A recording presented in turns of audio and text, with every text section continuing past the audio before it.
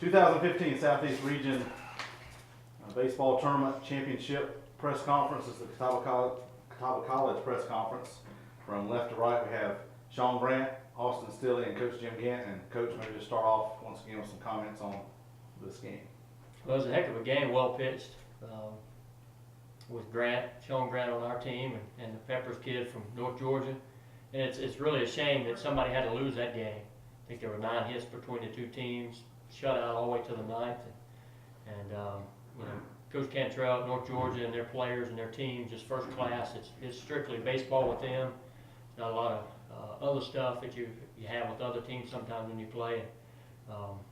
Just a first class organization. We're happy to come out on top with them. But Grant was a difference in that game. He just kept them at bay. They couldn't score. Pitched out of a couple of jams. Thought we played pretty good defense on the infield. And then on the back end, we had the same guys up yesterday that started a rally against Mount Olive. And a little different way it went about, but kind of the same outcome. And you feel good with those guys coming up in the last inning. There was a little bit of question on who you might go with today. A lot of names were thrown around. When did you decide that you were going to go with Sean? Really last night. Last night we were talking about it. It really happened here at the ballpark. We were watching North Georgia and Mount Olive play, and we had kicked it around, and we hadn't made a decision on one of them simply because of what's been going on recently. And T.J. Wharton, our catcher, walks over and says, "I think Grant's the best matchup." And after he said it, we started talking. Said, "You know, he's right. He's right." And that's what we did. And glad we listened to T.J. Sean, we kind of joke sometimes. I know you joked about it as well. Like when you go to the mound, you know you're not going to get a whole lot of run support, it seems. And there once again, you look up the scoreboard, you've thrown 6 scoreless innings, and there's no score. Is your mindset pretty much in some ways to go out and just try to keep it zeros on the board? Well, you know, my mindset's always like, you know, do the best you can, and I mean, it'll take care of it. So I'm just trying to give like our team a chance to win. I don't care if I get the win or lose or anything like that, but as long as I get, you know, give them a chance to win, I don't care. Yeah, you've kind of been on. Your record probably doesn't show some of the quality games you really pitched. Even last year, you know, early in the season you threw some great games, but once again, lack of run support, you get any wins, losses. Did it ever get frustrating? You didn't win a game for your first 2 years. You finally did get one this year, but did it get frustrating at any? It did. It did. I'm not gonna lie about that, but I mean, the only thing you can do is go out there and, you know, pitch. You can't really worry about, am I going to get the win, am I going to get the loss, because that's when you're screwed, you know. How did you feel going out pitching? Probably the biggest game you've pitched thus far. I talked to TJ, and, you know, we're just like, it's just another game. We're just going to go out there and win. So, I mean, that's how we took it, and, you know, we did good together. Austin, you had as I said, the hits were at a premium today. Even base runners were at a premium, but you kind of got up there in the 9th inning there.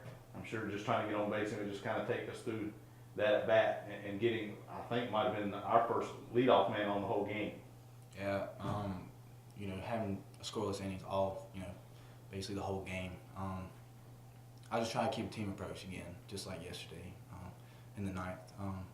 Just try to, that guy was all over the place a little bit with the breaking ball. And I was just being very selective, and it came out to be my way. So pitches, luckily I took him. At first I got a little aggressive, then I decided to back off a little bit, you know, and try to get on base and do a little bit at a time, and it worked. He was working on 2 days rest. Was there anything you said to the batters, try to work deeper counts, maybe get his pitch count up? He ended up throwing well over 100 pitches, and he pitched into the 9th inning. But was that something you were trying to maybe get into their bullpen? Well, Coach Loman talked to him earlier about being a little more selective, but I thought we got into some good counts. We just missed the pitches early on, but that tells you about how good he is, because you couldn't just sit on a particular pitch even when he was behind and our hitters were ahead. He is just good, and he was good in game 1. He was good again today. Sometimes you're more sharp as a pitcher when you're on shorter rest. But I talked with him after the game. He's tired now, I know that, but he did a great job. He gave his team a chance. But we had some pitches to hit. We just didn't do it. And luckily, we kind of got him out of the game. And, you know, you get to the back end of a tournament like this, you come through the loser's bracket. It wasn't like our conference tournament where Winga had played the play-in game a day earlier and they didn't have as many guys to go to here today.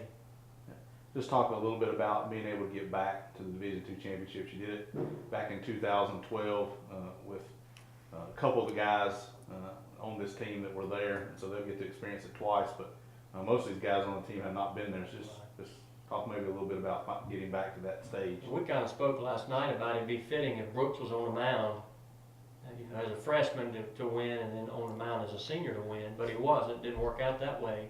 We had some other guys going, but I think something that's fitting here. All year we've talked about getting back to the same point, because we felt like we could have got the championship day last year and lost to Lander because they were a great team, had to beat them twice. It might not have worked out, probably wouldn't have, but we'd like to be able to get back to where that bad hop that ended our season. And kind of poetic justice, I guess, is the fact that that bad hop happened over Dylan Richardson's head last year, and he's at the plate this year when the wild pitch goes by and we win. Yeah. So it's pretty, it's just ironic, I know, but it's going to be a fun trip for all of us, but it's going to be a fun trip for the young guys, because you get to go enjoy baseball. You only play every other day. You practice on a first-class facility, and they treat you like you're somebody when you're there. It's not rush, rush, rush, and hurry up, and it's what you play for.